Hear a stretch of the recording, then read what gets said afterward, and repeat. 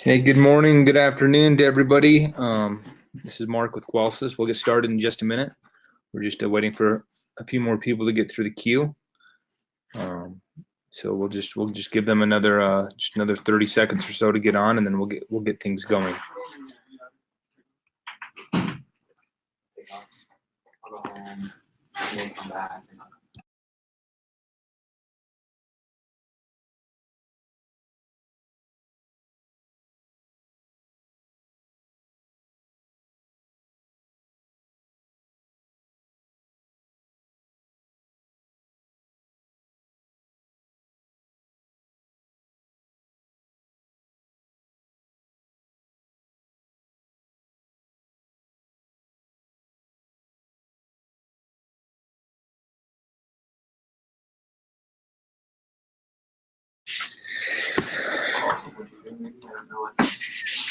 All right.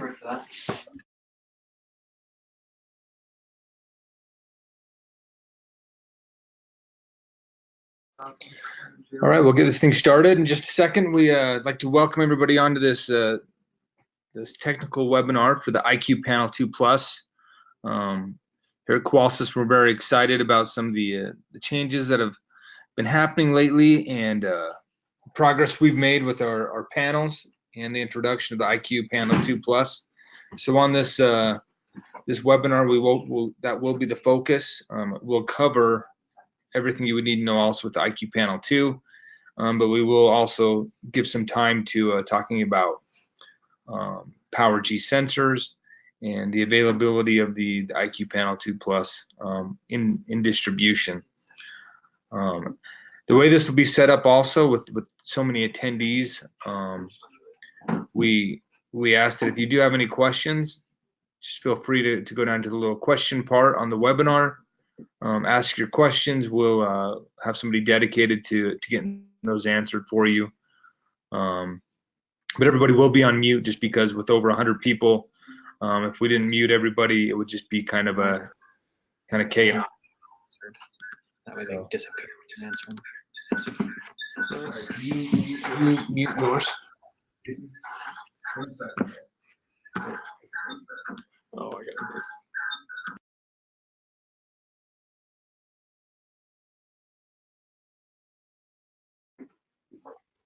it. Awesome. All right. So today's agenda, we give you guys a good overview of the technology behind the panel and the way it's built, as well as the hardware and the software implementation. We'll also discuss getting started, testing and tools, and additional programming options. The user interface and the support that we provide for you. If you have any questions, once again, just make sure you address them as we go along, and just click on the question. And we do have Jason back here answering those questions for you. So yeah, please ask away. But we're going to be going over some great stuff. To start this off, we do have a little overview video we like to show. We do realize this is being broadcasted over a webinar, so it might be a little choppy. But this is just so you guys can at least understand the functionality of the panel and all the things that it does do. So here's a little video we're going to start off with.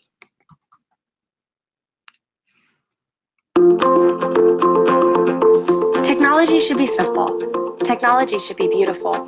This is the IQ panel. The IQ panel is easy enough for anyone to use.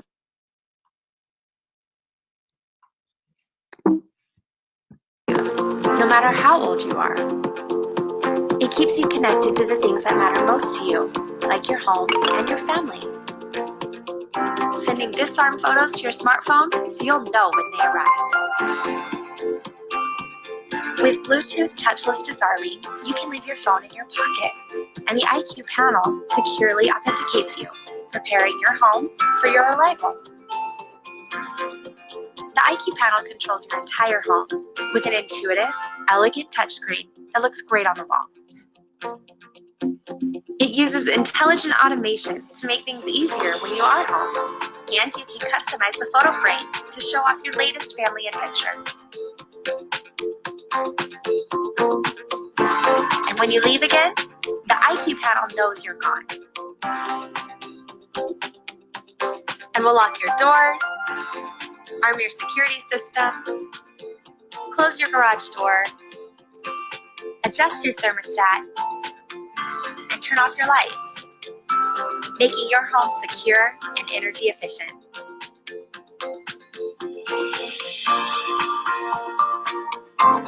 With LTE, a built-in router, panel camera, and more, the IQ panel is the most advanced, easy-to-use, security, and smart home platform available.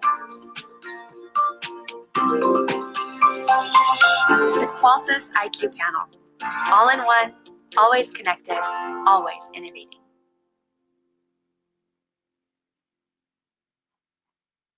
So guys, that's an awesome video that we have. It's one of our commercials that can be found on our dealer site or even on YouTube. But this is an awesome video to show customers or even as a technician, sales rep, to see all the features of the panel and how it's kind of a, it's a smart home system. And with devices, these are smart devices that work with each other. There's that geofence with alarm.com. As a couple leaves their house, the geofence picks up, hey, you forgot to arm your system. They're able to look down, get that little notification, and get their system armed. So, hey Jason, I want to step out. So really cool video. This is something you guys can use, for yourselves and whatnot, but really cool. A little background on the company. First of all, the name of the company, Qualsys. A lot of people mess that up, either the way they spell it or the way they say it, but Qualsys stands for Quality of Life Systems. And, that's a big part of our company is quality of life. We do believe, that we want our employees to have an awesome quality of life. We want those using our product, as far as technicians and sales reps, to also have a great quality of life. And we want our system in general to provide, to the end user a higher quality of life. Some background or history with the company is, we're headquartered in San Jose, California, and we're founded in 2010 by 2 Silicon Valley veterans. And they kind of saw the technology that's out there with smartphones and tablets, and they wanted to bring that technology to the security industry. I think many of us have seen that, especially back then, the security industry was always a little bit behind. But we've done a great job at Qualsys of doing that. And you'll notice as we go through this, and those of you that have installed the system, that's exactly what's happened, is that smartphone, that tablet technology is now in a panel. Another thing that makes us great at Qualsys is our partnerships. We believe through partnerships, you can have synergy, you can take something that's great and make it even greater.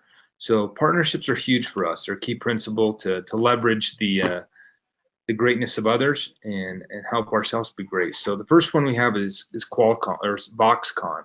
So Foxconn, a lot of you guys have heard of them through the news lately. I've heard they're opening a factory up in Wisconsin or Minnesota, but they're known as the largest hardware manufacturer in the world. They build every iPhone and iPad for Apple, as well as products for Sony, Dell, and Cisco. And they're known for their excellent quality, their distribution, their supply chain, and we feel very fortunate, and it's awesome to have this partnership with Foxconn that helps us have that clean supply chain and just deliver a product that's being made, alongside those iPhones and iPads out there. So just very excellent quality. The next one for us is Android, and it just made sense for us as they're the world's most popular operating system. They have an amazing developer toolkit for video, sound, and that custom text-to-speech. And the big thing for us is it allows over-the-air upgradable software. So just like phones that people have these days, you get software updates. You might get a software update for your computer that might have small bug fixes, or it's allowing additional features. Our panel is the same way. It has over-the-air upgradable software. And we'll talk about some of those things that have been added to the panel just in this last year. The next partner I want to talk about is alarm.com. They are the industry leader in remote interactive services. You're always connected with no POTS. You're just connected through that through your cell unit. Your remote access is given for both end users, dealer and support. So end users and the dealer support. And we've spent the last 7 years integrating our IQ platform with alarm.com, with their backend. So pretty much anything you can do on the panel, you can also do from alarm.com's backend.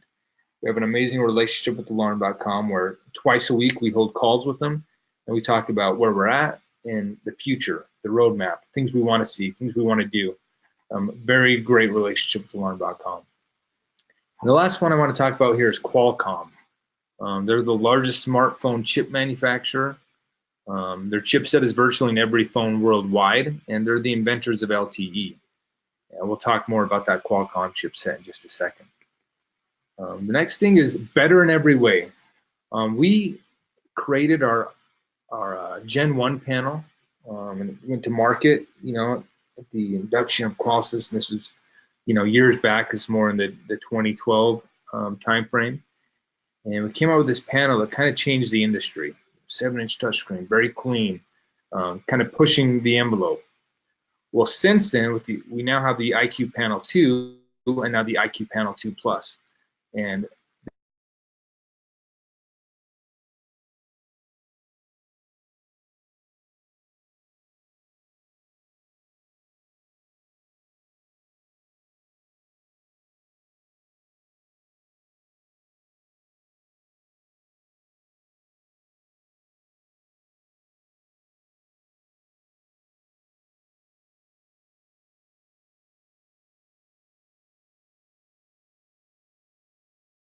our S-Line encrypted sensors, and now PowerG sensors. You have better connectivity with the built-in 802.11ac Wi-Fi connection. That's for 2.4 and 5 gigahertz. And we also have a robust Android version with Android 5 Plus and a very amazing and a updated UI, user interface. It's just a very clean panel. Just when you take it out of the box, it's something where you're like, man, this thing is ultra thin. It's the smallest form factor of any platform out there. And something that, as a technician, you feel some pride in. Man, I'm installing an awesome, system in someone's house that just looks good. They're gonna like it. They're gonna understand it. Has has an intuitive user interface. You understand. It's just like a good comparison would be, my iPhone. My son and my daughter, they're both very young, but they can pick it up and they can make their way through it. They just know how to go to their games and stuff. This panel, since it's the same kind of feel as a tablet, customers understand how to use it. It has the page indicators down below that shows, hey, I can swipe to another page, and just very clean, very, very, very clean panel. Another thing that goes with that customer experience would be a consistent design. So what we've done here is we've crafted this to resemble what they're going to see if they were to get on alarm.com's website, to get on the app, using their phone. They have a very consistent experience when arming their system, disarming it. Arm stays in orange lock. Arming it is red. It's what people expect, and it looks very, very similar to on all platforms for them. So they get that consistent experience. The next thing is the Qualcomm Snapdragon chipset. I talked about our partner Qualcomm. What's so amazing is we have this system on a chip, and with this we get multiple radios on one piece of silicone.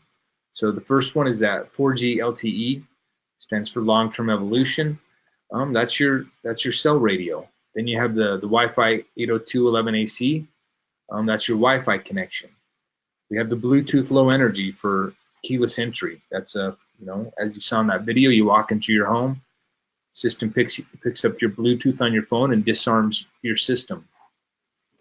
On this chip, we also have an access point that we'll talk about, and then the Android 5 Plus with those software updates. So This just allows for so much to happen on one panel, the system on a chip through Qualcomm. If you were to look inside the back of the panel has daughter cards. The first one of those with the IQ Panel 2 Plus is the PowerG. So this is a new update for us. Is the PowerG sensors, but you're going to get 4 times the range of a traditional sensor. It's a two-way communication, military grade 128-bit AEC encryption, and 50-channel frequency hopping. This sensor is incredible. Real-world experience. 2 weeks ago, I was in Fort Collins at a restaurant with a warehouse on the side of it. They had a system. They said, hey, there's no way you can get a wireless sensor to go to these far doors of this warehouse and go through this firewall around the kitchen. They're like, just nothing goes through that. We went out there. I asked the lead technician, the head tech. I said, hey, go back to that door and let's learn in the PowerG sensor. Boom, learned in right away. We had two-way radios on us, and he was just amazed to see how good the connection was. And one thing that's cool with the two-way communication with these PowerG sensors is when you learn it in, it sends a signal to the panel, and then the panel sends a signal back, and it lets you know on the sensor, green, amber, or red, the strength of your connection. Green is great, amber is good, and then red would be poor. So really cool sensor, and we'll talk a little bit more of that about PowerG. The next daughter card we have is the legacy, or the security RF card. This supports the legacy SRF frequencies and will hold up to 128 sensors. So these different frequencies that you kind of get to choose one would be the 319. That would go with the Qualsys or S-Line sensors or GE Interlogics. You have the 345, would be Honeywell or 2 gig. And then you have the 433, which would be DSC.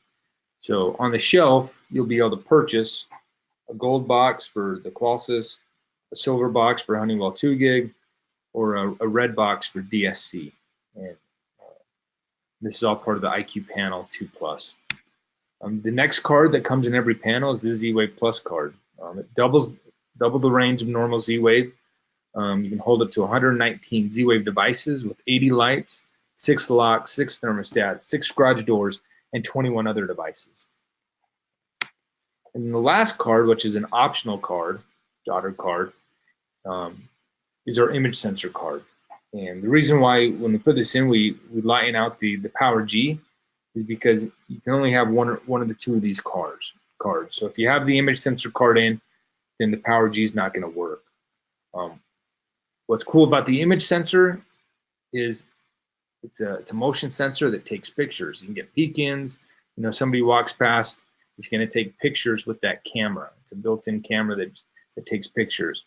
One nice thing with PowerG though too is they do have a PIR with a camera on it. So you kind of got two options there. Little video on PowerG.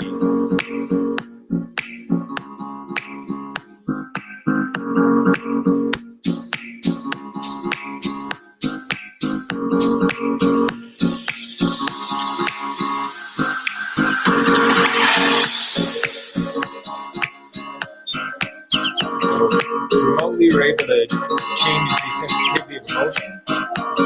Also, the sensors will automatically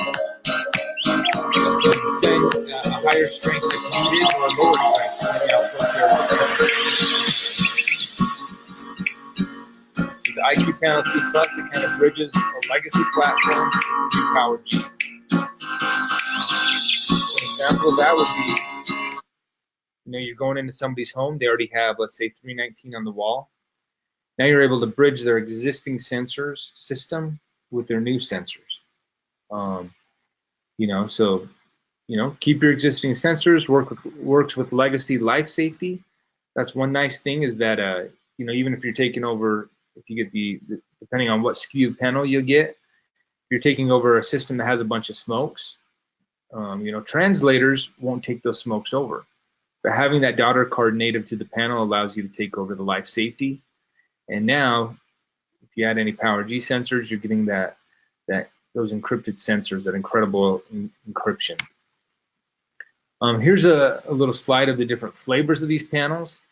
The first one you see there, the gold box, this is going to be available August 29th.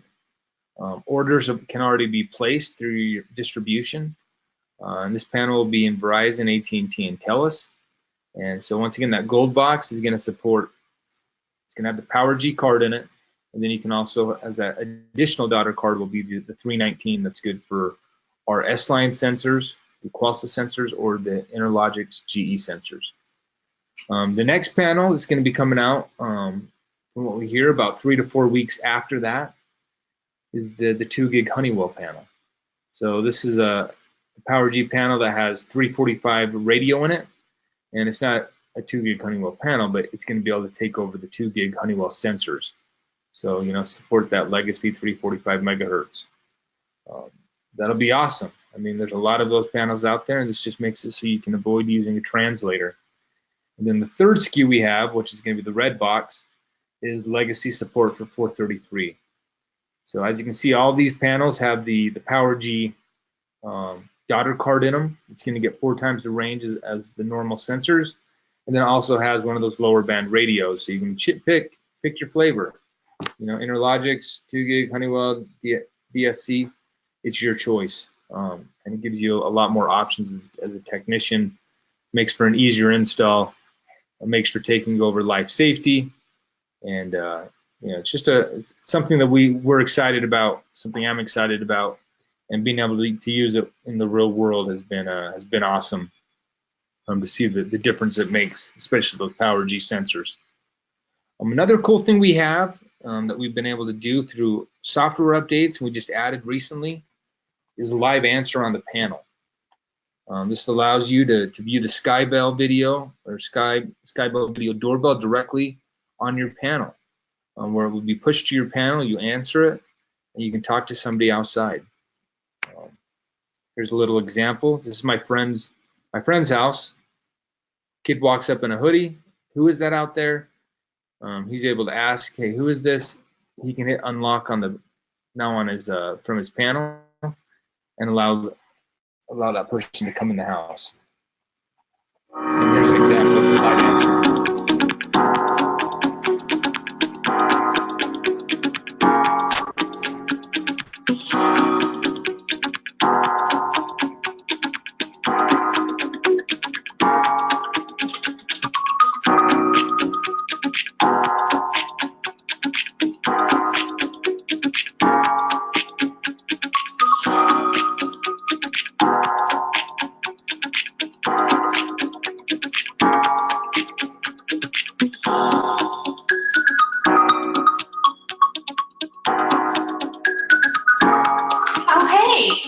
Hey, how are you? Good, how are you? Good. Hey, I got some cookies and wanted to bring them by. Perfect, I'll let you in. Perfect.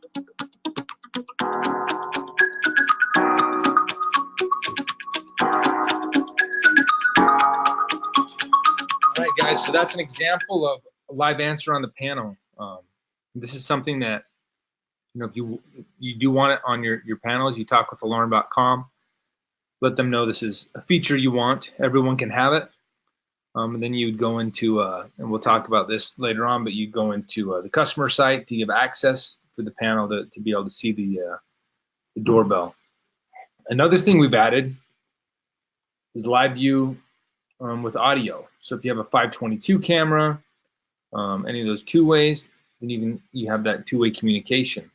The panel will also see, just as far as being able to see people, you got the 521, you got the 722, 725, 26, 825, and 826, and also you'll be able to see the 622 over the panel if you ever needed to. So pretty cool stuff, and here's a video.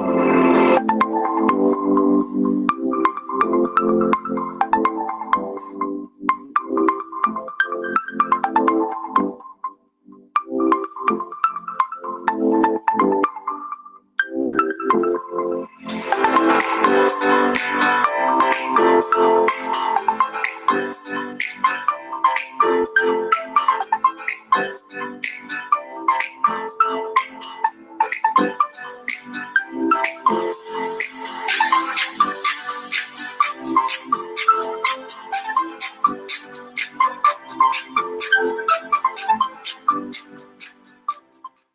hey. Hey, how are you? Good, how are you? Good. Hey, I got some cookies and wanted to bring them by. Perfect, I'll let you in. Perfect. So that's just another little video we put together. A marketing team that does a great job has put together that shows an example of how live view works. This is something I've been using at my own home for months now. It's a really cool feature to actually see a clean 7-inch picture on your touchscreen. The next thing we want to introduce to you guys is that we've been able to add to the panel through software updates, and it's on this our new panel, the IQ Panel 2 Plus, is our easy install wizard. And as it says here, fast, efficient, consistent. The wizard just is a new thing that will walk you through the setup of the panel, installing sensors, and just make things much easier for a technician in installing the system, as if this system wasn't already easy enough to install, for those of you that know. But easy install wizard, that's something we'll dig into a little later on. Another thing the panel has that we talked about is the panel access point. This is kind of like, let's say, a glorified hotspot on the panel that allows you to, let's say if you had, you went to a home and they didn't have Wi-Fi, and this would allow you to connect your secondary tablets or IQ remote. Those work through Wi-Fi, that's their connection. So if the homeowner didn't have Wi-Fi, once again, you can just connect it directly to the panel. Another thing you could do, well, let's say the panel was installed by the front door and they have a doorbell camera. Well, you could use this access point to connect that doorbell camera to the panel's access point, and then the panel would be connected to the home router.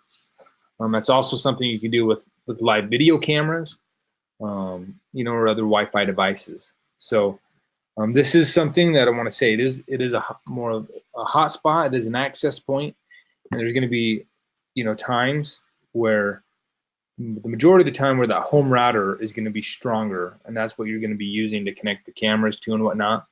This definitely gives another option for connecting the IQ remote with secondary tablets, and a great option for getting that doorbell signal into the house when the panel is closer to the doorbell than the home router. So great feature. Another thing we love to talk about and kind of brag about is our enhanced dual path connectivity.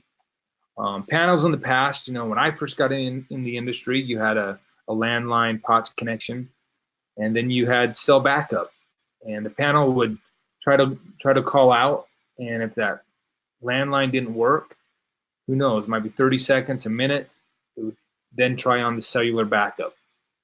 Then they came out with cellular as the primary and Wi-Fi as a backup. But same thing, this was not true like a dual path. This was, hey, we'll try on the cellular. If it's failing, if it's not getting through, then after a certain amount of time, we'll kick over to the Wi-Fi. What's nice about dual path connectivity is you have the Wi-Fi and the LTE signal that are sent at the same time, simultaneous. And whichever one makes it to alarm.com first is the one they're gonna use. That intelligence is built in. As soon as you get one of these in someone's home, a Qualsys panel, that's the first thing you'll notice.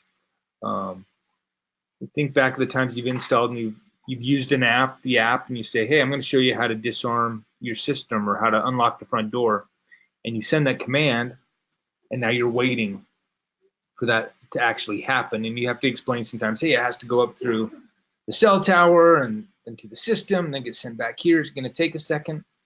You'll notice with the Qualsys IQ Panel 2, IQ Panel 2 Plus, you ask that signal to be sent, and using dual path technology, it just goes so much quicker. So pretty awesome.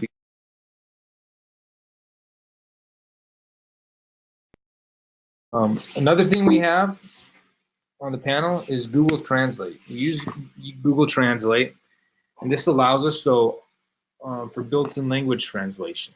What does that mean? Is more, hey, if you want to change the panel to a Spanish panel, you you can do that. You just hit Spanish and it changes over. You don't need to purchase a different SKU. So each panel has the support of English, French, and Spanish. Where in the past, I know certain manufacturers had to make different SKUs for different language versions. Another thing we talk about is investment. Investment protection is very important, and dealers often subsidize the cost of account creation or acquisition, and ensuring that the panel will be relevant well into the future really does matter. The first thing we've used here is we have LTE, cellular, and you know this is going to be good for many years to come, and you're going to avoid those costly radio swaps in the near future.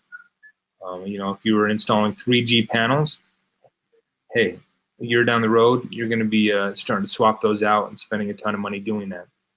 The next thing we have is the powerful hardware with a chipset and architecture that is flexible and relevant for the future. And you've seen that with those daughter cards we have. And the third thing we have is the software updates. These software updates allow us to add new features and benefits over time. So the panel that gets installed today, in 1 year from now, it's going to have added features. It's not going to be the exact same panel. Just as if we go a year back, you know, we've added a lot of features in the past year to the panel. Another thing we talk about is security in everything we do.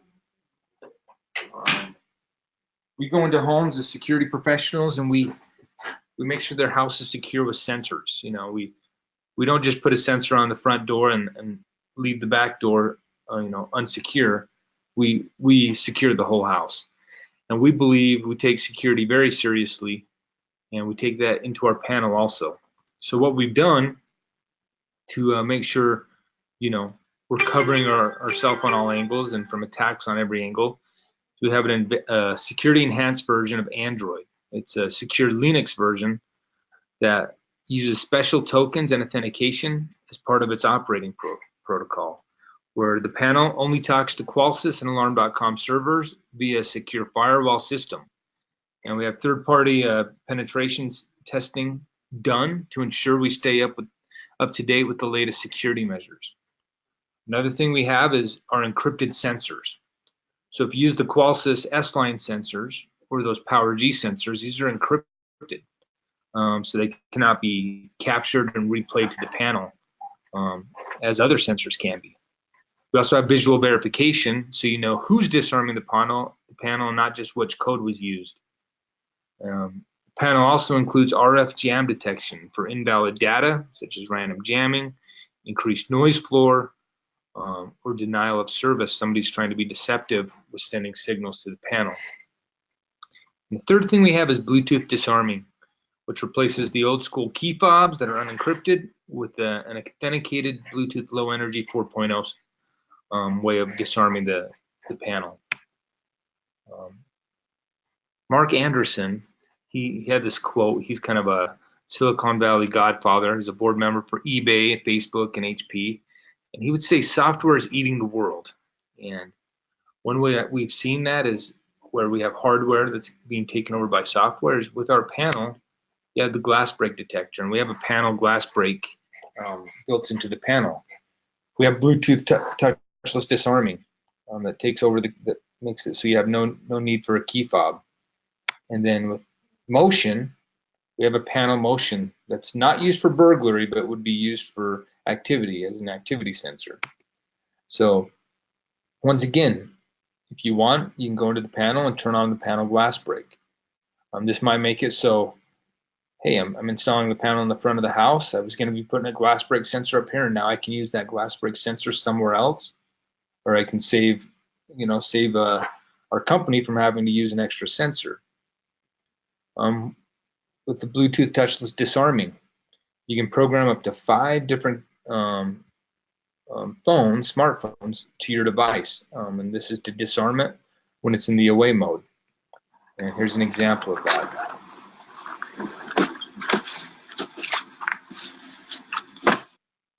Bluetooth disarm.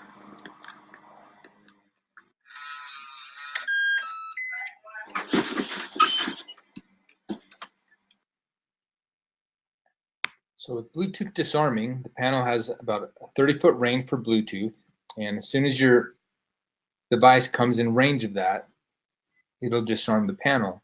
And then through scenes through alarm.com, you could unlock the front door, turn on a light, adjust the temperature as we've seen in that video earlier.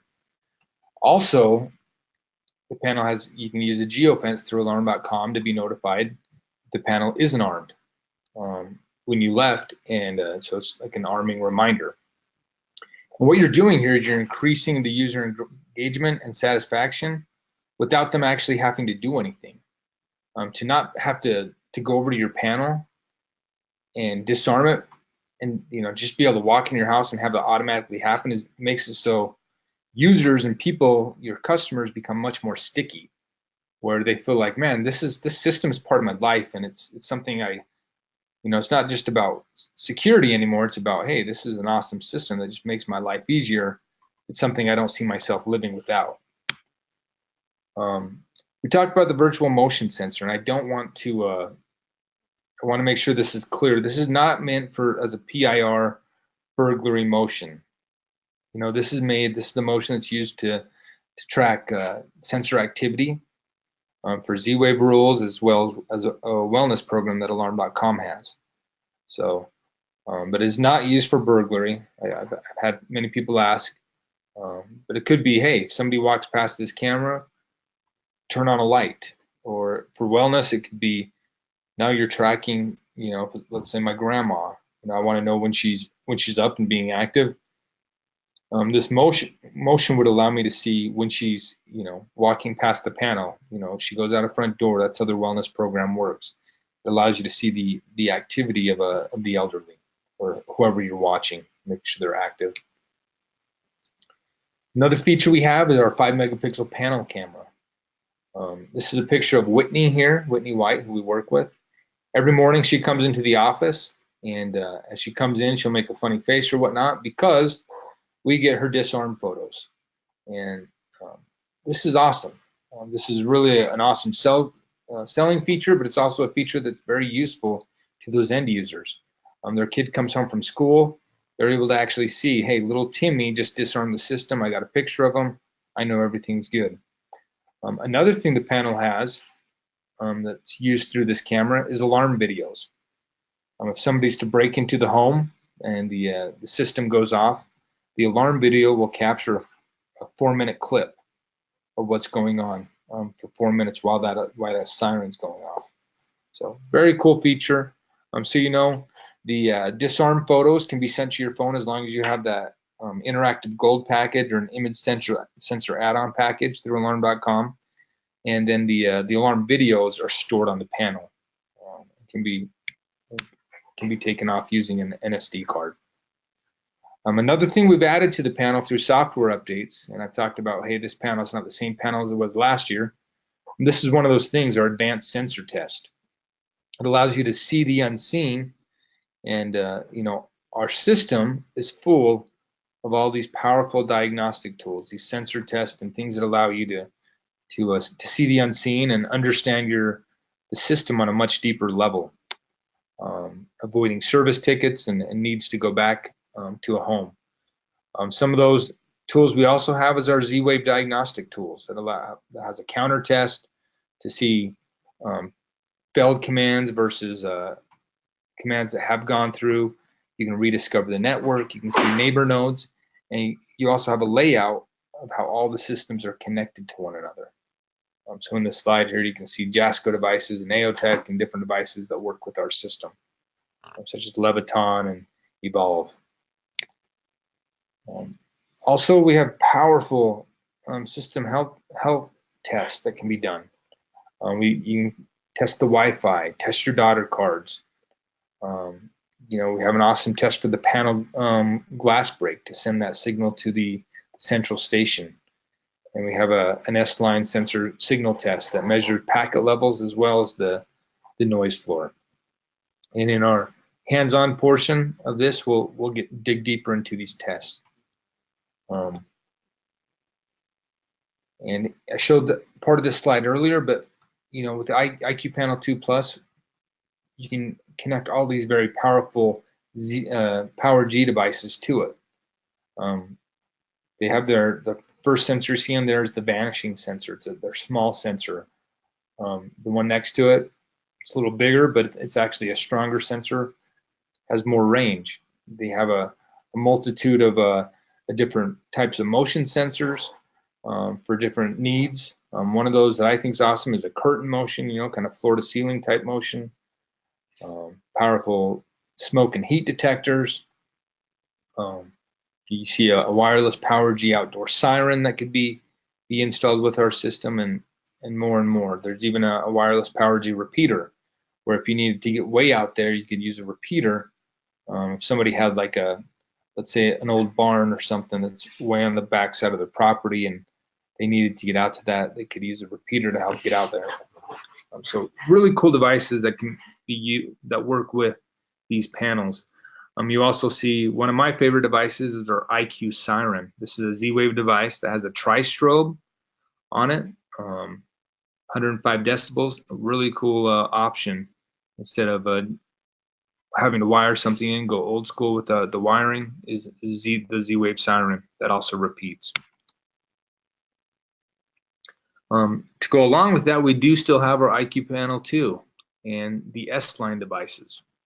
So these would be all of our 319 devices that are encrypted, credible devices, and they will work with the IQ Panel 2 Plus that has PowerG also.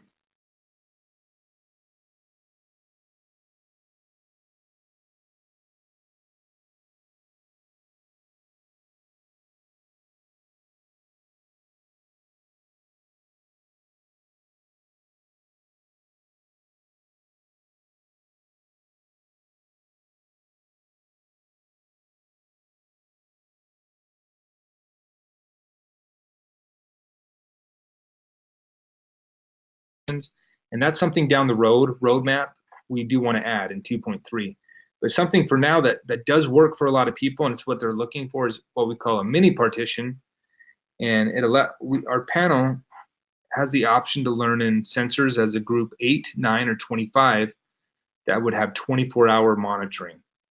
So if you had a farm, wanting your medicine cabinet, a liquor cabinet, a gun safe, maybe a shed out back to be armed, supervised 24 hours a day, even when the system's not supervised, then you can program these at 8, 9, or 25. That's something we'll touch on a little more, but we call that a mini partition. We're going to step into some hardware and then software of the panel. So with the hardware, you open this panel out of the box. The first thing you're going to see is that camera up top. A very clean user interface and those page indicators. Like I say, I love the page indicators because if you don't have, let's say if you don't have Z-Wave lights, you're not going to have a page indicator for it. But if you do add something, you add a Z-Wave lock, the page indicator pops up, you can slide over and now you can see your locks page.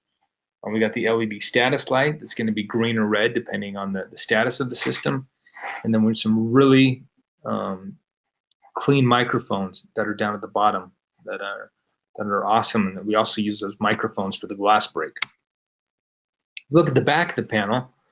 One of the cool things we have is the way we've made these mounting holes is that they'll fit perfectly with single, double, or triple gang boxes. We did that on purpose. That makes sense. We have a micro SD card slot on the side of the panel that can be used to upgrade the panel through an SD card or to add personalized photos to the panel. The panel has speakers on each side. It has the little RF antenna routing hole. So you'll see there on the bottom left. We have an antenna that hangs out the panel for our RF sensors. So this would be for your 319, 345, 433. We found to get the best range is to route it out of this hole down inside the wall, and you're going to get that range that you expect for your sensors. And we also have as you can see, that breakaway mounting hole with the tamper switch on the hardware, or if somebody was to break the panel off the wall, that would cause the tamper to go off. And then we have locking screws. If you look at the interior of the panel, if you open it up, we kind of talked about the different daughter cards already. But up top, you have the antenna, the cellular antenna, and the PowerG or alarm.com antenna. And we mentioned that if you have the image sensor in, the image sensor daughter card, then you cannot use PowerG. And the reason why is because that antenna is used for those cards. So you got to pick one or the other. We also have the barrel jack for power. It's very nice. You can just plug it in. You don't have to actually put your power cords into the terminal block. But if you do decide, hey, I want to use that terminal block, it is toolless, meaning you just push down and your wires will slide into it. You don't have to tighten up a screw. We got that panel battery. And one thing we do like to note with the panel battery is that it should never be disconnected without following down the proper power down procedures. I know with a lot of other panels out there, they say, hey, power cycle the panel. And when you do that, you disconnect the AC and you unplug the battery. With the IQ Panel 2, that's not how you do it. Or with the IQ Panel 2 Plus. What you'll do is on this next page, you'll actually go into settings, advanced settings, type in your code 1111 or 2222. Those are the installer and dealer codes. And then you would just hit the icon for power down. If you ever just wanted to power cycle the panel, we call it panel reboot. And you follow those same steps. Go into the drop-down menu in settings, hit advanced settings, type in your installer code, and then hit panel reboot and wait for the panel to restart. A third option we have that we rarely see this ever, it's kind of a last resort thing that we rarely see the need for it would be a hard reboot. This does not reset the panel. It's not a master reset. It doesn't clear the data out of it. But let's say for some reason if the panel got stuck on a screen while you're programming, something weird like that happened, you could hold the side of the power button down for 30 seconds and it would do a hard reboot of the panel. If you look at the wiring diagram for our panel, up top you see that it says 5-volt DC to 7-volt DC barrel jack. So our panel will take anything from 5 volts to 7 volts. This IQ Panel 2 Plus. We currently ship with the 5.5 volt transformer. And with that 5 volt transformer, you're going to get about 25 feet for your power runs, for a wire run. So if you needed something longer, we'd recommend using a 7 volt transformer. And we do have those. We currently ship them separately. It's something you'd have to pick up. And we will be shipping, all panels will be coming in the future with a 7 volt transformer. We're just waiting for the UL listing to have it shipped in the box as one kit to get finished up. But for now, it's something you could get on the side. If you do the 7 volt transformer, then you can get more up to that 1,000 foot level. That 100 feet. You can do 100 feet with wire runs. That's great for takeovers, when they've already had the wires ran, and they're a lot of times you're looking at that 50 to 80 foot range, and that 7 volt transformer comes in handy then. So that the 7 volt power supply that I've been talking about is only supported on panels with the hardware revision E or newer.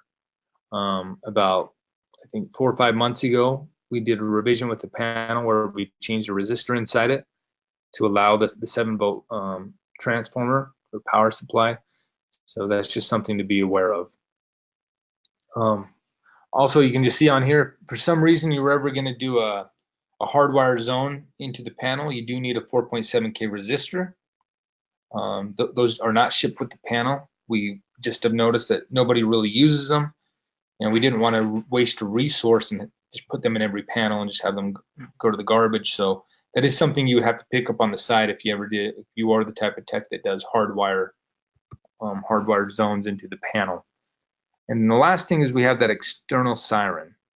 As you can see, the way the wiring diagram is here, it would need its own power supply. Since this is such a energy efficient panel, it's not going to have that power to support an external siren. So it's kind of a dry contact.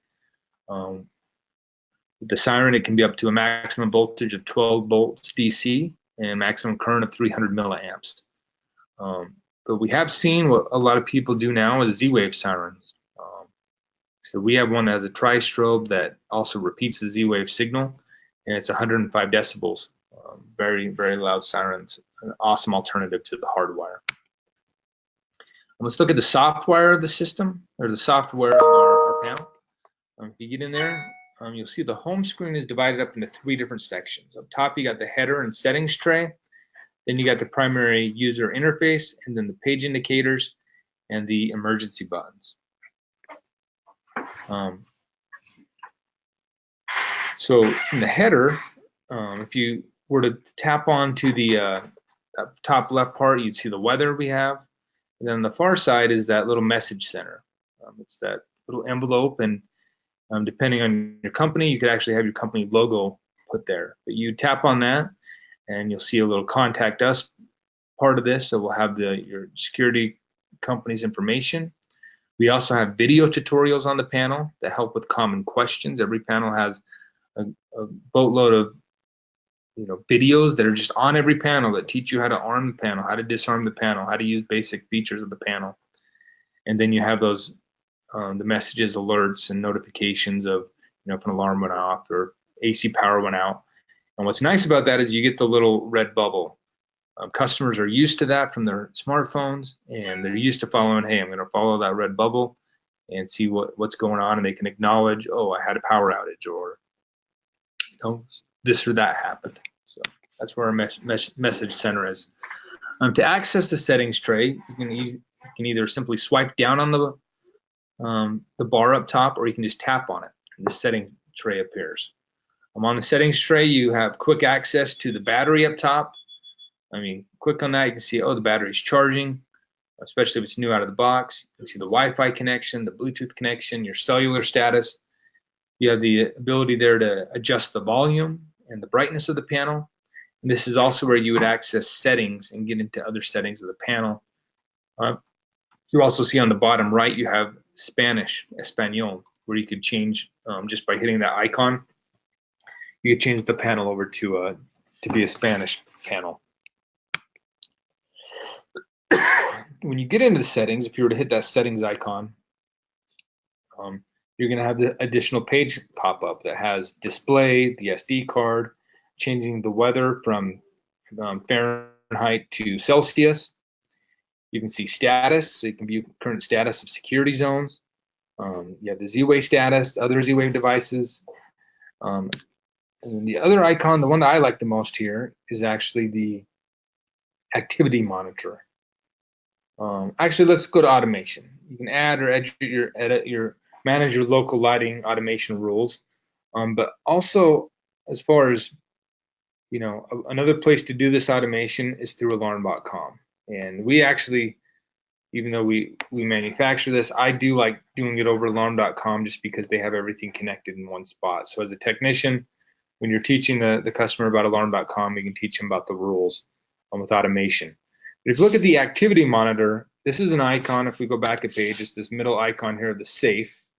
So if you were to tap on that, that's where you're going to have access to your 24-hour activity zones. Well, I mentioned this earlier, your medicine cabinet, a liquor cabinet, gun safe, things like that. Maybe it's a shed out back. And you can either have quick access where you type on the icon, you type in your code, and you have quick access for 300 seconds to go and grab a bottle of liquor or get a gun out, close it, and it automatically arms back up. Or you can just disarm those sensors by typing in your code. And this is something, like I said, we call it a mini partition, and it's very useful. I use it at my home for an array of different things, but very cool setting in the panel. And then the last thing is advanced settings. That's just where you type in your code 2222 or 1111, and you get into settings. And this is the advanced settings here. You'll notice I did mention the 2 different menus or 2 different codes, the installer or dealer code. There's a slight difference. The dealer code does have a higher access level that allows you to do things like master reset the panel, and the ability to edit the contact info found on the dealer contact page, since that company information. But the main thing that you would use that for is if you ever needed to master reset a panel, you'd go in through the dealer code. The next part of our training we're going to get on is the getting started, and this is kind of hands-on. And if any of you that are on the call do have a panel in front of you, we'd love for you to grab it, just so you can kind of look at it as we go through these different steps. You will notice that as you open up a panel, every panel has a quick guide included with it. It comes with every single box. So this quick guide is made up of 11 simple steps to get you going. And we're going to look at each of these steps a little deeper just to help you understand it. The first step is the wall mount. You'll notice there's these two buttons at the bottom of the panel. Those are little panel or little spring buttons that allow you to open the panel. So to open it, there is a little trick. I do want to be clear on this, that if you were to put one thumb on one of the buttons, and then the front of the panel will kind of curve over to the corner right by that button. And if you put your other thumb on the front of the panel where it curves over, the panel will just open up very easily, just kind of pop open. I have seen technicians that grab a screwdriver and they end up scuffing up the bottom of their panel. That's absolutely unnecessary. If you just have the right technique and put one thumb on one of these buttons and the other thumb on the part of the panel that comes around the side, it'll open very easily. And the next part you see here is we have that. This is number one. It's a little strain relief hook. That hook is kind of like the technician's third hand, allows you to just have your panel hanging down while you're connecting the wire, the AC power, or running that antenna into the wall. And you'll notice I mentioned that antenna number two. This is your RF antenna. This is for your sensors. It's not the radio antenna. But this does need to be ran through the antenna hole and down inside the wall. By being ran inside the wall, that's where you're going to get the maximum range from your RF signaling. If this is stuffed inside the panel, it is going to be detrimental to your range.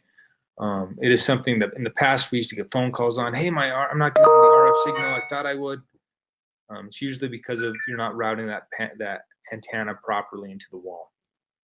The next thing we have here is plugging your power supply. You can plug it in with that barrel jack or use the toolless terminal blocks. And then we have a little retainer clip number two there to kind of take any stress off the barrel jack if that wire was to be pulled. And then the last thing we have is closing the panel. Once again, closing the panel is not the easiest thing to do. I would compare this to if you buy an iPhone or a computer. As a consumer, you're normally not the one opening and closing or getting inside of the components of that panel. It's going to be a technician or a professional. And with our panel, being such a sleek panel, it looks so clean on the wall, it does take a little practice learning how to close the panel. We found that we like to latch the bottom first, so we kind of sandwich the panel together, make sure that antenna is down inside the wall, and you'll snap the bottom two spring buttons first, snap, snap. Then up top, there's 4 snap tabs, as you can see indicated there. And on the back of the panel, you'll feel little ridges indicating where the snap tabs are. And if you just pinch those together, they will go together. To make it easier though, just so you know, I find that if you push down on the front of the panel at a 45-degree angle with your thumb and pull up on the back of the panel, it'll snap in much easier. So you're kind of pushing down on the front and pulling up with your fingers on the back, and you'll just snap those tabs in. Snap, snap, snap, snap. They're 4 snap tabs, and that's how the panel's meant to close. Another optional mounting option that you do have is the table stand. And with this one, you would just remove the back plate, hook up the barrel jack, put it through that retaining clip and through that strain relief hook. That's number 3 there. Replace that back cover, and then every panel comes with a little table stand that can just snap in. And you just push it up and it'll snap up in there.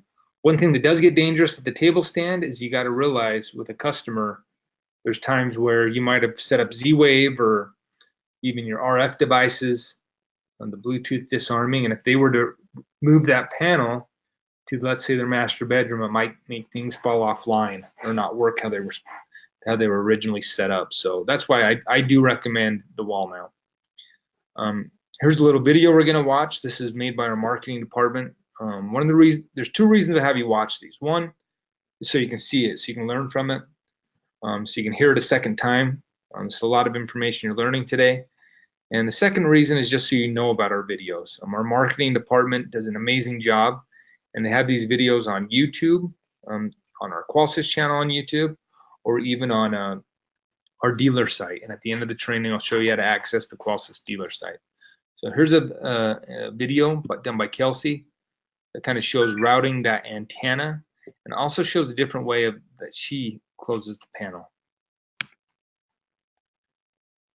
Today we're going to show you how to properly route the antenna that connects to the S-Line encrypted security radio that communicates with all of your security and life safety devices. If you've decided to mount the panel to the wall, you'll use the top 2 screws and the bottom 2 screws on the left side, leaving the bottom right screw hole open. The reason you leave the bottom hole open is so that you have a place to put the antenna. Using a small screwdriver or similar tool, poke a hole through the wall large enough to feed the antenna through. The antenna is flexible, so it'll take a little work to get it through the wall. This next part could be a little tricky, but watch what I do and it can help.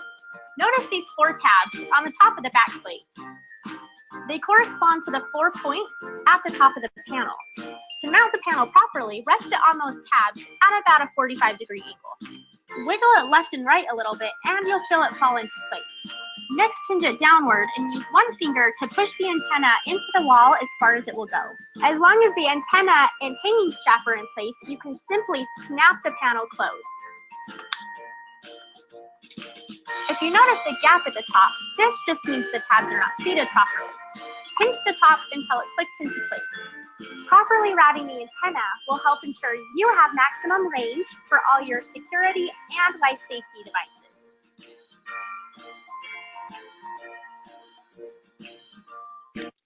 So awesome video there that you're able to see what our marketing department can do. And she also showed what we call the clamshell way of closing the panel.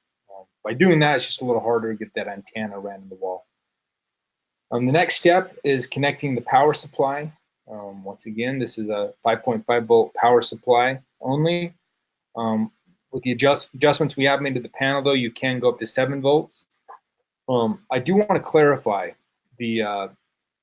so as soon as the UL listing goes through for that 7 volt transformer, which we expect to happen in the next month, it'll be about a month from now is what they told us, we're going to start shipping 7 volt transformers with the panel. But right now that UL listing is not completed yet on that 7 volt transformer. So I just want to clarify. It can be ordered and the panel will work with the 7 volt, but the UL listing, it has not been completed, and that's why we're not shipping with a 7 volt. Step 3 is turning on the panel. You'll just, there's a power button on the side of the panel. You hold it down for 3 seconds. 1, 2, 3. Let it go, and the panel will boot up. The next step is creating the account. Of course, you need an account created so you can get into the panel and do the following steps. So, for example, the account needs to be created if you want to send a cell test. So, and that is the next step. So make sure, hey, get that account created, and then you can access settings, go into settings, and then go to run a cell test. When that cell test is ran, this is going to be the first time the panel's communicating with the tower. And when that's done, you're going to be able to now see your bars of your signal strength.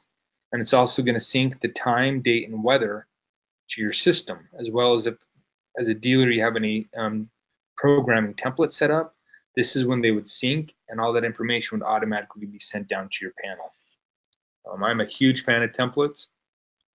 Just make sure that every panel is on the same, is getting programmed the same way. It doesn't. It kind of takes that human error out of the way of a technician programming something different than another technician. So templates are big. The next step is connecting your Wi-Fi. You go into the Wi-Fi app. These are all the icons on the panel you're seeing here. So you'd go into the Wi-Fi icon, choose your network, type in your password, and you'd connect that Wi-Fi. And then the next step, which is very important, is upgrading the software. Why is this so important? Well, you might receive a panel right now that's been sitting on a distribution shelf for a couple weeks, and it had to be shipped from our warehouse, so it could be on an older software, meaning it's not going to have all the features that our current software has. So we always recommend that you upgrade the software at the beginning or at this step. And we're going to watch a little video on upgrading the software and some different options you have in doing so. Today we're going to show you just how easy it is to update the software on the IQ panel. The IQ panel can receive updates, making sure you have the latest and greatest software on your system. Start by swiping down to access your settings tray and touch the Wi-Fi icon to make sure you're connected to a reliable Wi-Fi network. The IQ panel uses Wi-Fi to download software updates. If you don't have Wi-Fi in your home or business, you can always use your phone as a personal hotspot. Once you're connected to Wi-Fi, touch Settings, Advanced Settings, type in your code, then touch Upgrade Software. To check for a software update, simply touch Upgrade Using Network. If a software update's available, it will begin downloading automatically. Depending on your connection speed, a typical software update takes about 5 minutes to download. Once the download is complete, a message will appear indicating it's time to reboot the panel. The panel will power itself off and then turn back on in about 5 minutes. Try not to touch it during this time. Give it a few minutes to complete its background tasks after the panels come back online. Once the update is complete, the home screen will appear and you can begin using your panel again.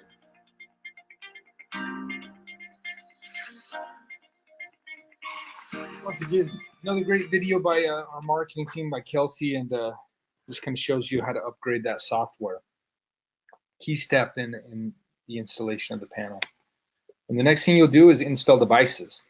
And the first device, you'll go to these icons, hit the drill icon, then the device icon, and now you have add security devices. So you have different options here in this programming, and you can do security sensors. There's a bunch of different sensors you'll see, but you'll go to security sensors, auto learn, and now you can tamper or trip the sensor. One thing that's really cool about our panel is once you've tripped in a sensor, it'll show you, hey, I see this sensor coming in. You see the DL code here on the screen. You can look on the back of your sensor to make sure that is the correct sensor and it's not picking up another sensor in your bag or on the table. The motion. You'd say, yep, that's the sensor I want. And the panel's automatically going to recognize the sensor type, meaning door, window, motion, smoke. When it recognizes that, it's going to give you the fields below that pertain to that sensor type. So you see the sensor type, hey, it's a door, window. Sensor name, you can actually put a custom name in. We have a bunch of default names, but if you want to say, hey, John's bedroom window, or somebody's man cave, you can put that in, and whatever you type in is what the panel will say. So pretty awesome. Next thing you have is the chime type. You have all these chime features. The default is high wire, but you can do it, make it so it's a doorbell, so you have your full different array of options for the chiming. And then sensor group. Up top here is where your first one is 10. That's the one that's used the most. It's the normal delay, 30 seconds. Then you have the long delay that would be used usually for like a garage door. Then you have the instant perimeter, door window delay. Then the ones I mentioned earlier down below, the 25, 8, and 9. These are for local safety sensors or reporting safety sensors. So this would be, reporting safety sensor, you might say, is your shed out back. It's armed 24 hours a day, but you want to know, if somebody goes in there, you want it to go off. That's where you'd have it report. If it was a local one, that might be more like your gun safe or liquor cabinet. If somebody goes in there, I just want to be notified on my phone, panel, that my kid went in there, and the panel will go off because they would need to actually disarm those. So 24-hour monitoring or 24-hour zones on the 25, 8, and 9. The last thing you have is voice prompts, if you want to turn the voice on or off. And also, you'll see here it says S-line. If you're using our encrypted sensors, it's automatically going to recognize here, hey, this is an S-line encrypted sensor.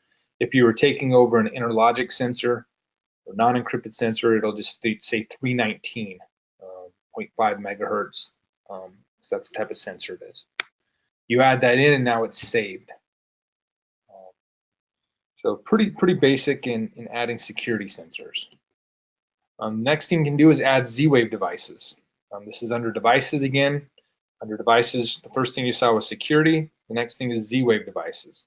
So you'll hit the plus, add device, you'll pair it, and you can just kind of go through this thing. We'll walk through it. So go into Z-Wave devices, and this is where you'd hit include. We actually recommend usually that you clear the device first. A lot of people say, why would you clear a device? A lot of times they're in the factory, they're learned in to a controller. So from this controller, you can clear that device first and then include it. It's going to go out and search. It's going to find which type of device it is, say it discovered it, and then it's automatically going to recognize, hey, this is the door lock, and now you can name that device. Is it the front door, the back door? Do I want to custom name it? Hey, laundry door, mudroom. You have those options. Hit add, and now you have that in there. Very basic, very easy, very tech friendly. Something that's good to know with Z-Wave, and it's something you'll see a lot, in my years in the industry, is, hey, the sales rep goes in there, he maybe hasn't seen the home exactly, and the panel ends up being on one side of the home, and then they just have a door lock on the far side. A lot of times with Z-Wave, it's meant to work as a mesh network, meaning the more signals you have, the better it's going to be. It's going to hop from signals like stepping stones. They're going to work with one another.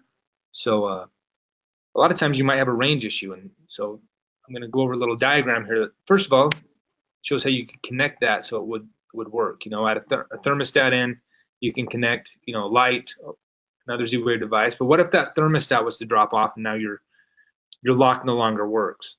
Well, if you had an additional route with electrical outlet, a repeater or something going a different way, you can see how all these nodes could talk to each other, so that if one did fail, like that thermostat, you'd still have a different communication route to get to your front door lock. So that's how Z-Wave's meant to be set up. The next thing we're going to go over is something that's new to the IQ Panel 2 is our easy install wizard. So I did explain how you would install all the devices using the quick guide. But the panels now, when you first boot them up, are going to have this easy install wizard that's going to appear. You can also find this in settings. So if you go into settings, advanced settings, and just touch this wizard, you hit start, and it's automatically going to search the Wi-Fi connections out there, and you'd say, hey, I want to connect to the Qualsys one. That's the one we have here in the office. You hit connect, type in the password, then hit next. Now the system's automatically going to do a system check, where it's going to check the Z-Wave, it's going to check the battery, make sure it's connected and charging. It's just doing an internal test to make sure everything's set up how it's supposed to be. So there it showed Z-Wave and battery.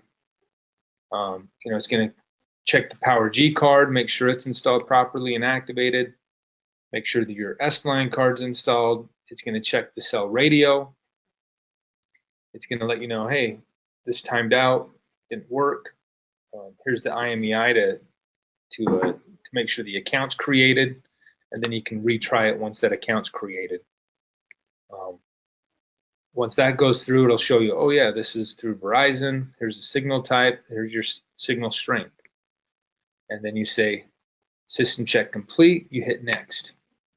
Now it's going to check for updates. So your system uses the internet connection to check for updates. You hit start.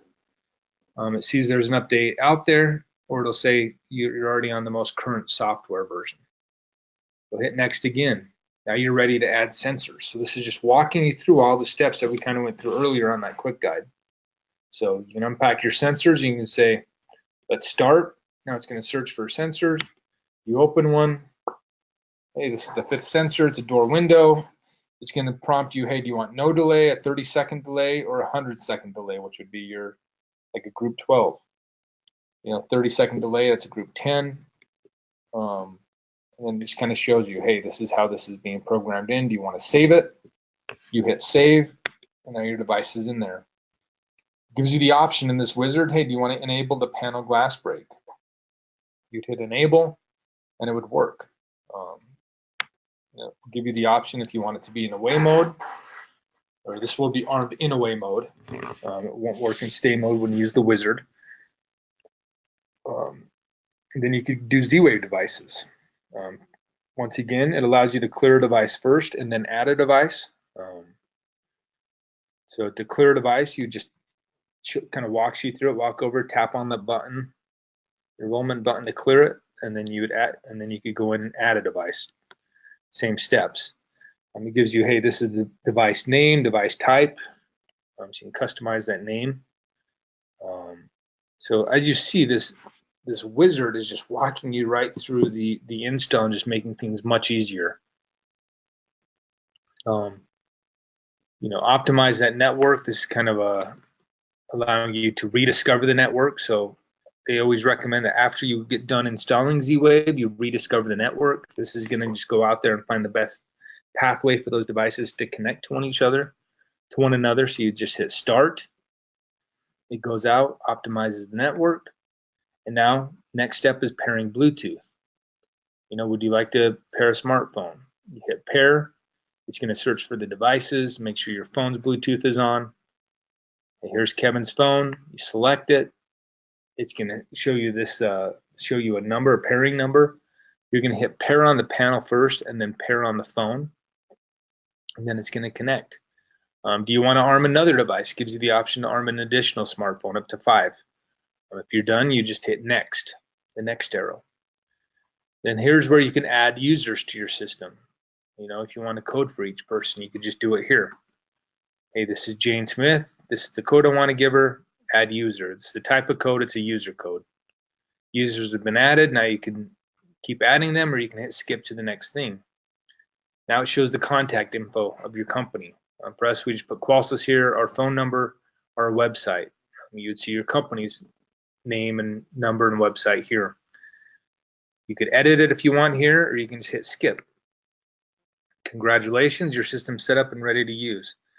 This wizard kind of changes things. It makes it so much easier for a technician to do the install, and especially for newer techs. That's one thing our industry is known for is, hey, there is turnover and there is always new guys coming in. And this wizard just makes the panel that much easier to install as it walks you through the process. We're going to get into some additional device programming now. The first one is Bluetooth. You had the option there in the wizard to do it, but if you wanted to do it on your own, you could go into settings, advanced settings, enter your code, installation devices, and under devices, hit Bluetooth devices. You'll see these different options pop up. You can add the device up to 5. You can edit, delete, remove.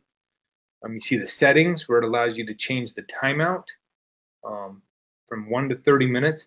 This timeout is how long you want your system to wait until it would be disarmed by a phone. So most people are going to say 10 minutes. Customer leaves the home. It might take them 5 minutes to walk out of the house and everything when they arm it.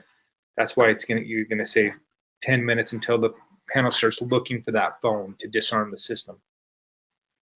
The other thing you have with Bluetooth devices is the option to pair a speaker. So here it says pair an Anchor 3102 Bluetooth speaker. This just allows for a louder enunciation of the chimes and the two-way voice. This isn't something you're going to be playing music off of or whatnot, but our panel is this is the one speaker that it will work with if you wanted a louder two-way voice or chimes. Is the Anchor 3102. Once again, this is just kind of a little thing showing you the timeout for Bluetooth disarming. The default is 10 minutes. I recommend using that 10 minutes or more. That just allows the customer or the end user to actually leave their home. You see this is if you were pairing it, not using the wizard, this is just going through settings. You'll see, hey, here's Kevin's phone. I select on it, gives you that pairing code. You hit pair on the panel first, pair on your phone, and they're connected. Very simple. The panel glass break. Once again, this is something you turn on in settings. So you go to settings, advanced settings, and this is going to be found under the installer or dealer settings, depending on what code you use. So you go into installation and go into the installer settings, scroll down to panel glass break detector, and you click on that little box. It'll automatically take you over to the settings page, the learn-in page, and here you have the ability to adjust the sensitivity from normal to low. And you can also change the sensor group from away to stay. So something we've changed in our new update is we have allowed the panel glass break to be used in stay mode. In the past, when we first brought this out, as a manufacturer, we always want to avoid false alarms. So at first it would only work in away mode, but we have given that ability that you could change it to stay mode. A little background on how glass break detectors work. With this, we always recommend, that detection area to be 90-degree line of sight, no obstacles, 3 feet minimum from the panel and 15 feet max. The panel should be wall mounted. The power supply needs to be connected. Of course, the panel glass break needs to be turned on, and the panel can be armed in away or stay depending on how you programmed it. As far as the glass requirements, this glass break, as well as other glass breaks out there, they work with tempered, plated, insulated glass. The window must be framed, and we say a minimum dimension of 12 by 12. That's 1 foot square. The reason why is because if you get into the small panes of glass, they're too dense, and they don't make enough noise for a glass break detector to pick them up with the pitch of the sound. So that should make sense to you. People have asked, hey, what's the best way to get that glass break detector to work for testing? And on our dealer site, under technical downloads, we have a file called built-in glass break test file with the sound of breaking glass, a simulator. In our years of installing, we've all seen techs, or we've done it ourselves, where we use our drill or keys, or we kind of blow into the glass break detector and go psh. It's much more professional if you do use the sound of breaking glass. So we've provided a file that you can save on your phone. And we also have a glass break test. So if you go into settings, go down to system test, and then the panel glass break test, you'll see it appears with a clap test. So you clap your hands, hit run, clap, and it'll light up with a yellow circle, and that's showing you that the microphones are listening, they're working. The next test is the glass break simulator test. You make that sound with your phone of breaking glass, and that little circle will turn green. The third thing we have is the glass break alarm test mode, and it says start. So as you hit start, it'll give you this prompt. It'll prompt you with this. It'll say the glass break detector will be put into test mode for 15 minutes. This test mode allows you to use the glass break simulator a little more sensitive than normal. The second step, it says activate the glass break simulator at the location where the glass is going to be protected. So you walk over to that window, and then you trip that sound. As you do that, the panel will go into an alarm and send a signal to the monitoring center. And the fourth step says panel will exit the test mode after 15 minutes and return to normal mode. This time you could send the rest of your signals, but that's what it's going to prompt you. And it's just a much easier way and much more professional way to send that glass break signal to the central station. The next thing we have is the panel motion detector. This is for activity monitoring and the wellness program. Once again, you'd have to toggle this on by checking the box. It is a safety sensor, so it's only going to be used for, you can set up rules with it, or you can just have it track activity and hit save.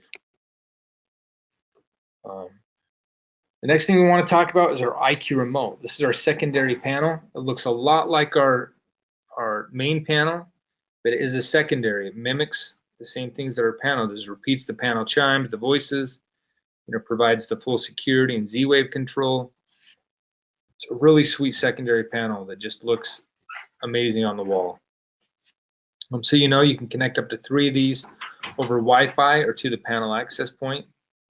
And they do need to be connected over the 2.4 gigahertz connection. not the 5. It won't work over the 5. If somebody has 5 megahertz, I said gigahertz. 5 megahertz. So it'll only work over the 2.4 megahertz connection. When you go into program it, you go into settings, you'll see this list on the side, advanced settings, installation devices, Wi-Fi devices. Then you'll hit pair on the main panel. So you're trying to connect to the main panel, and it'll connect in there. If you want, you can rename that device if you want to name it to master bedroom or garage entry, wherever you placed it. And here's a video that we'll watch on pairing the remote. The IQ Remote is the secondary tablet for the IQ Panel 2 that allows you to easily control your security and smart home system from different locations in your home or business. You can touch, swipe, and use your remote the same as your primary panel. The built-in camera captures disarmed photos, and the 7-inch screen turns into a photo frame when not in use. The IQ Remote pairs with the IQ Panel 2 using Wi-Fi, giving you the flexibility to place the secondary tablets as far away as the network strength will allow. The IQ Remote is thin, easily attaching to the wall with the included wall mount, or placed on a table or countertop using the included table stand, meaning you can place it almost anywhere. To install the IQ Remote on the wall, run your wire to the desired location, then install the bracket around the hole using the screws provided. Once the bracket is secure and level, plug the barrel jack from the power supply into the back of the IQ Remote like this. With the barrel jack plugged in, slide the IQ Remote onto the wall mount bracket. Next, plug in your power supply. Now you can power on the device by pressing and holding the button on the side for 3 seconds. If you choose to install the IQ Remote using the included table stand, you won't need to worry about running a wire through your wall. Simply insert the table stand into the tabs and push down until you hear it click into place. If you don't click it into place, the stand won't hold the tablet up, so be sure that these little tabs are secured on the back of the IQ Remote. With the table stand installed, insert the barrel jack into the back of the IQ Remote and then plug in the power supply. Press and hold the button on the side of the tablet for 3 seconds to power it on. To pair the IQ Remote with the IQ Panel, start by turning on the IQ Remote's built-in Wi-Fi radio by touching this button and locating your network on the list. The IQ Remote uses the home or business network to connect to the IQ Panel 2. So in order to operate properly, be sure to connect it to the same 2.4 gigahertz Wi-Fi network as your IQ Panel. There may be some cases where you want to connect the IQ Remote directly to the built-in panel access point. For example, if the home or business doesn't have Wi-Fi, or if the Wi-Fi is not strong enough to reach the location where the IQ Panel will be installed, the built-in panel access point could be a good solution. Swipe down on your settings tray, touch Settings, Advanced Settings, enter your installer code, touch Installation, Devices, then Wi-Fi devices, touch access points, and turn on the Wi-Fi access point. Once activated, you should update the SSID or network name and password to something easy to remember but difficult to guess. With the access point activated, you can connect the IQ Remote to the network with the password that you just created. You'll notice that the remote shows that the network is now connected, but it has not established a connection with the IQ Panel. To initiate this connection, go to your IQ Panel, swipe down on your settings tray, go to Settings, Advanced Settings, type in your installer code, touch Installation, Devices, Wi-Fi devices, and IQ Remote devices. Touch Pair on the IQ Panel 2 and the corresponding Pair button on the IQ Remote. These 2 devices will connect to each other over the network. If the IQ Remote requires a software update, it will download and install automatically. If you're adding more than one IQ Remote to your network, you may want to customize the names to easily identify them.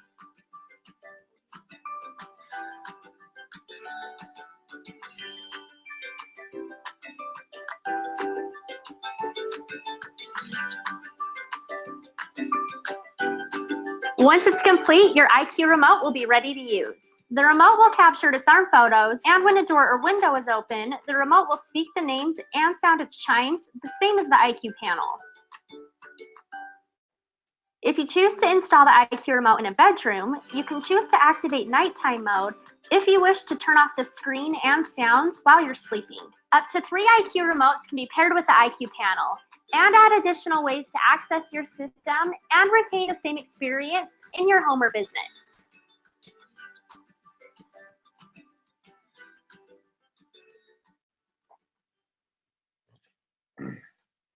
Awesome video there by Kelsey again and the marketing team. And one thing I love about that video that it touches on is it shows the nighttime mode. You know, if you put one of these remotes in a master bedroom or a place where people are trying to sleep, you know, you probably don't want it chiming or being lit up, you know, if you're coming home at midnight or you leave to work early in the morning. So you have that option to set a nighttime mode and say, hey, 9 o'clock at night until maybe it's 7 in the morning, go to sleep. If the door opens or closes, don't chime. So it's just kind of some cool little features there you can do with the secondaries.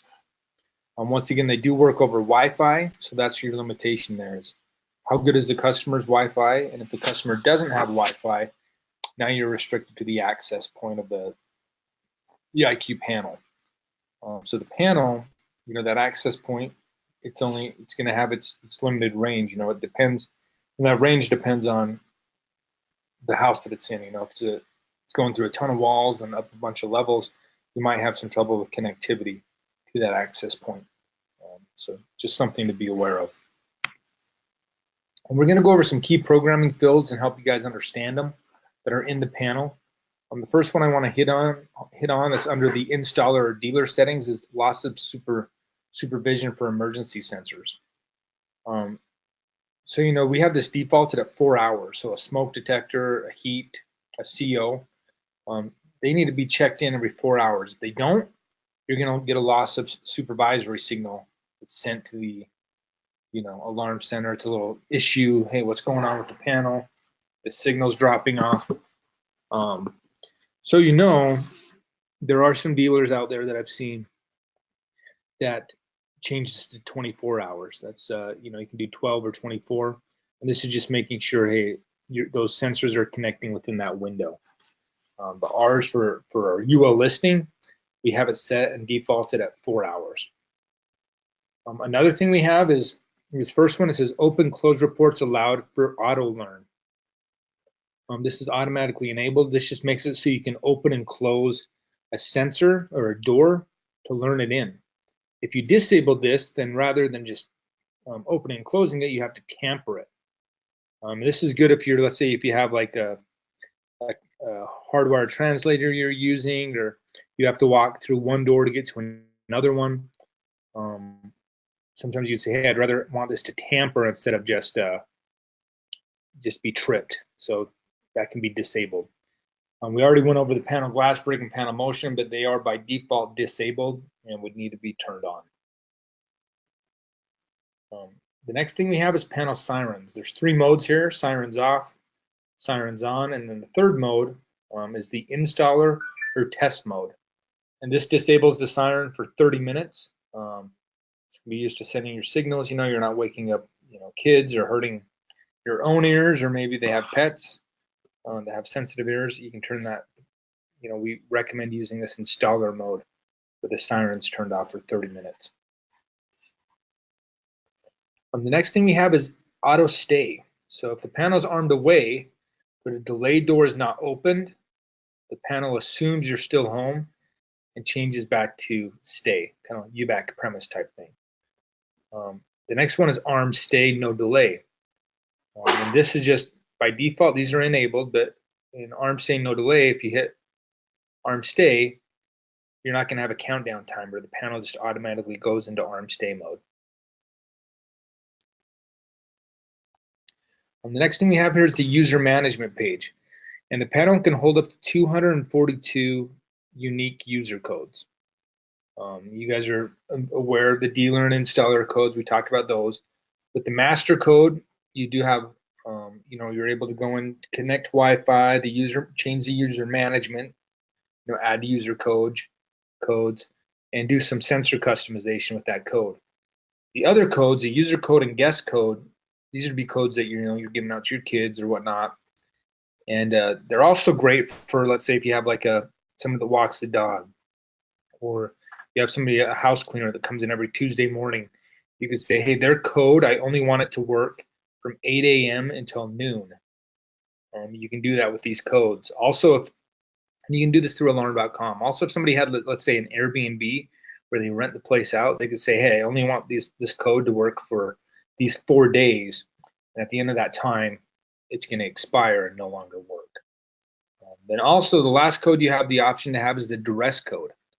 But the duress code does need to be enabled under security and arming. It's not a code we have on by default. So you'd have to go to security and arming, add in the duress code, and then you can go to user management to add in a duress code.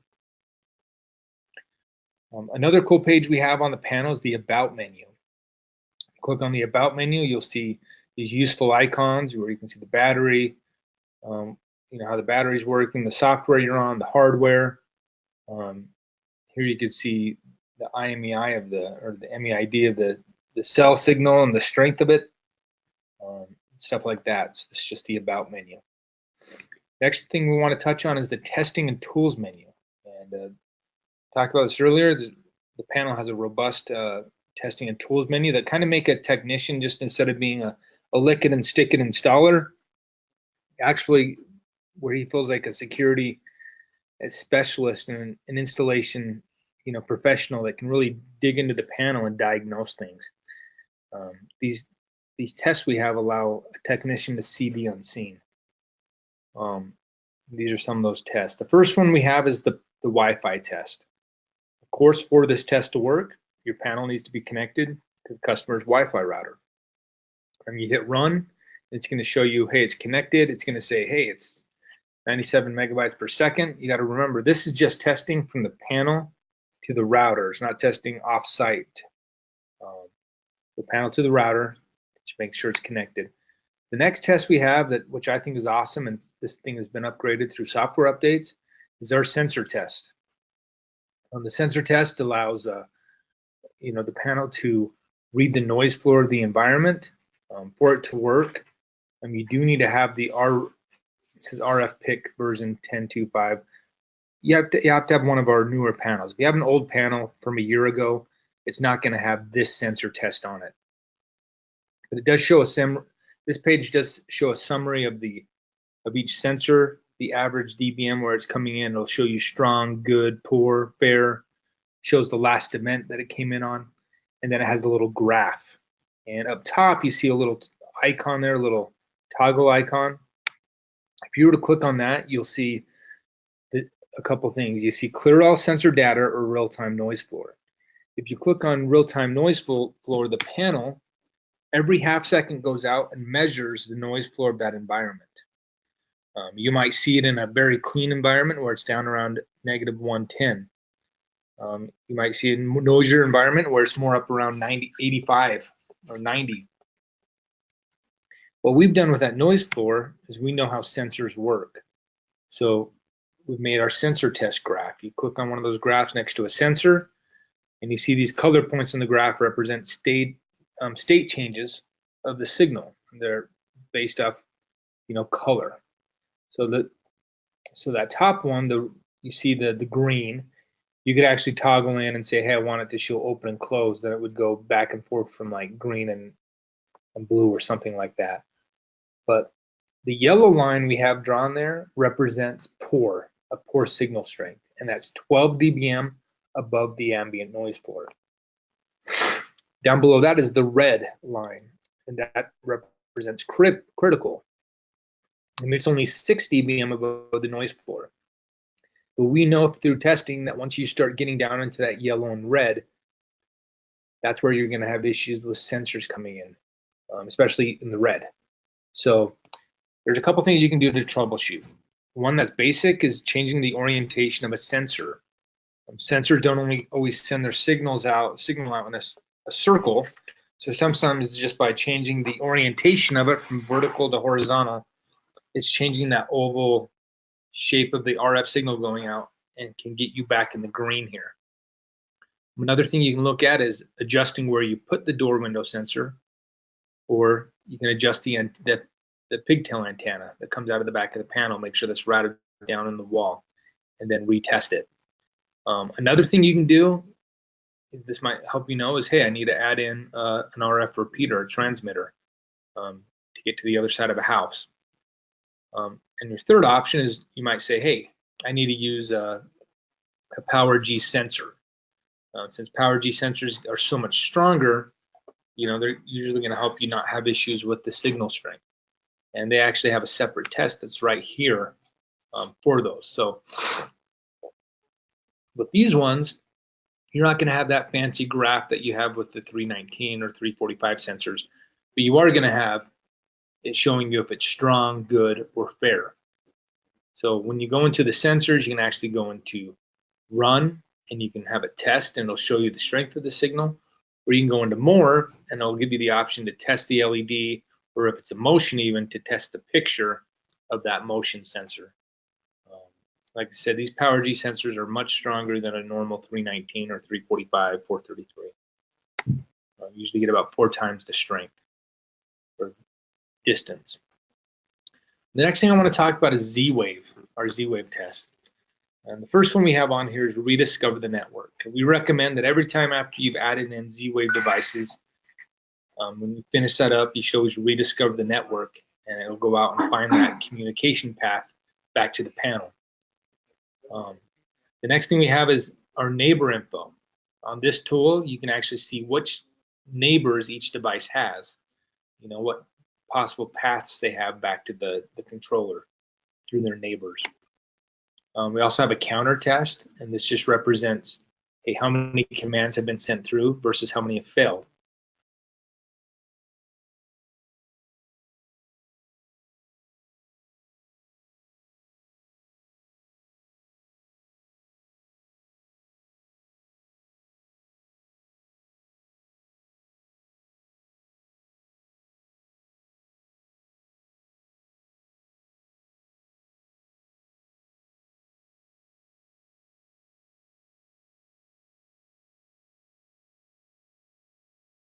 And it's a graphical representation of the Z-Wave network.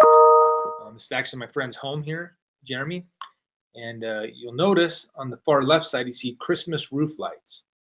And it goes to this little double node. A double node is a node acting as a repeater. So to get from his panel to his Christmas lights, was having to go through his front entry lamp. You'll notice also on this, it shows some inactive devices. He has a front door lock here. Well, Jeremy is a technician like many of us, and he forgot to change the batteries out of his door lock, and it went inactive. And the third thing you see here is it says room thermometer. These are actually Z-Wave temperature sensors that work through .com's thermostats, and they go inactive because they work through the thermometer that have to be woken up. But a temp sensor is something that, hey, if the main thermometer thermostat is on the main level and everybody sleeps upstairs, you could say, hey, I'm putting this temp sensor upstairs, and after 9 o'clock at night, I want the system to make sure the upstairs is at 70 degrees, whatever you would like. I have one of these in my own home. Temperature sensors are awesome, and it's a device you should get to know. The panel test is the final test we have on here, and you have the option to run all of them at once.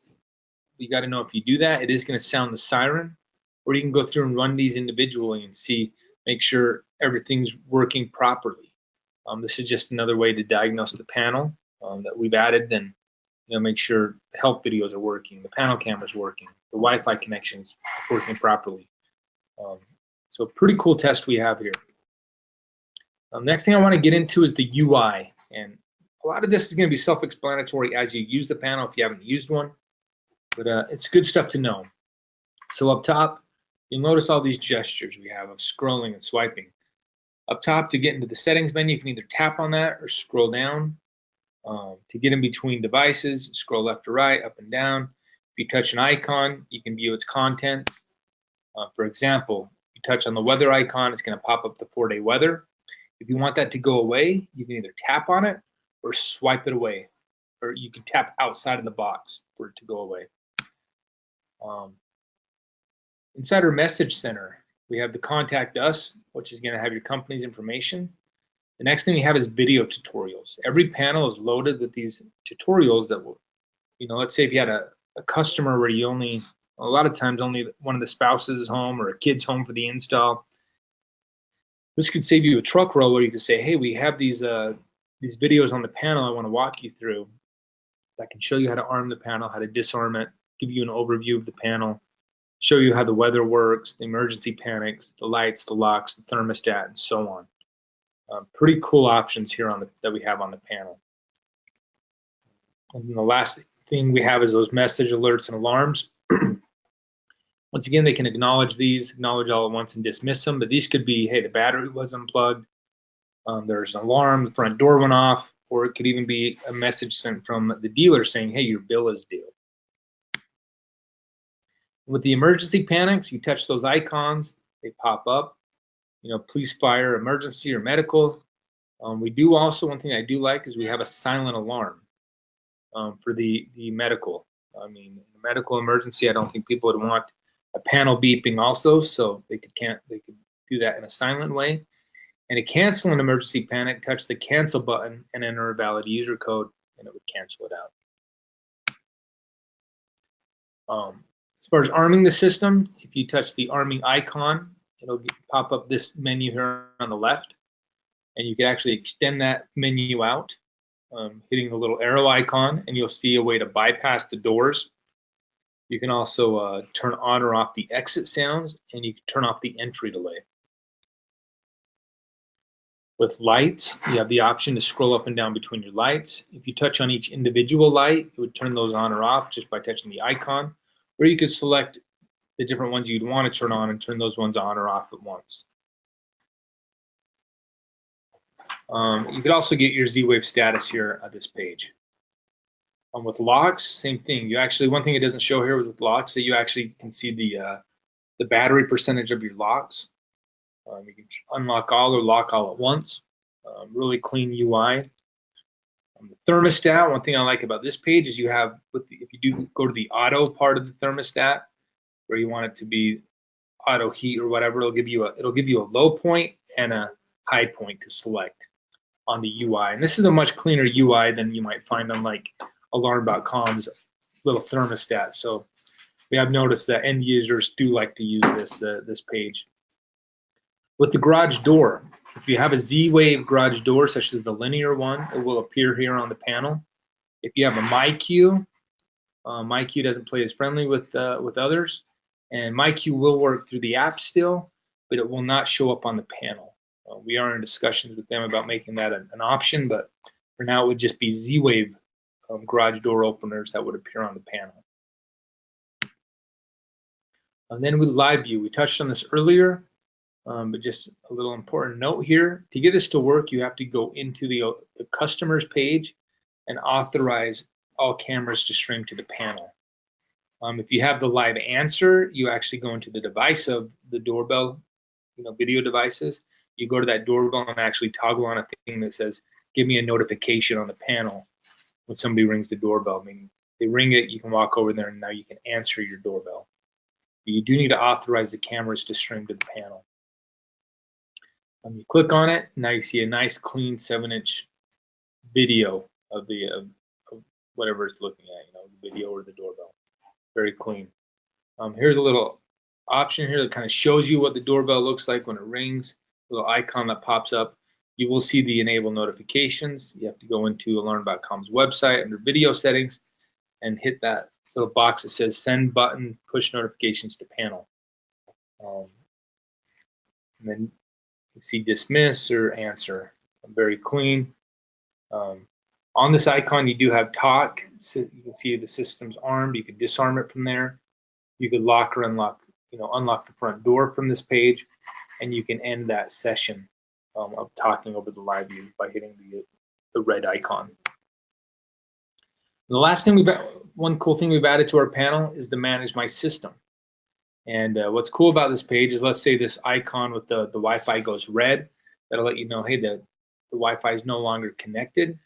You can click on that as a user, the end user, and it would automatically search for the Wi-Fi in network, and they could select that network they want, reconnect to the Wi-Fi. So if they were to change, they decided, hey, I'm getting rid of Xfinity, I'm going to someone else, this would allow them to reconnect to the Wi-Fi on their own. With software updates, if they click on this, it would allow them to see which version they're on and the last time it was updated. And then the Bluetooth, once again, it just shows if the Bluetooth is on or off with the panel. So it doesn't allow you to actually connect devices, it just allows them to see if it's on or off. Guys, this is about the end of our training here, but we do want you to know we do have a lot of support out there on our dealer portal. If you go to dealers.qualsys.com, you can register and become a dealer, the dealer access. This will give you access to the installation manuals, the quick guides. You can go into the trainings, and there's sales trainings and tech trainings. There's tons of documentation. We do want you to know we do have our own tech support number. If you ever want to reach out to Qualsys, go to 855-4Qualsys, and that'll go to our Tier 1 and 2 and 3 tech support. We do want you to know that from noon to 8 Eastern time is when Tier 3 is there. But if you do want to go directly to Tier 3, you can always email techsupport@qualsys.com. That would be directly to a Tier 3 agent. As soon as they get in the morning, they start jumping on these tickets, and they're usually very prompt at replying back to them. This has been a great little training. So we will keep it going for a little bit. So if you do have questions, you can jump on the portal here and ask a question. Jason's still over there answering them, and he'll help you guys out. But I do appreciate the great attendance we had today. And if you do have questions, please ask away. That's how people learn. And reach out to us with any feedback. If you have any feedback on the training or things you'd like to see, we'd also love to hear from you. Thank you for your time, and you guys have a great week. Talk to you later.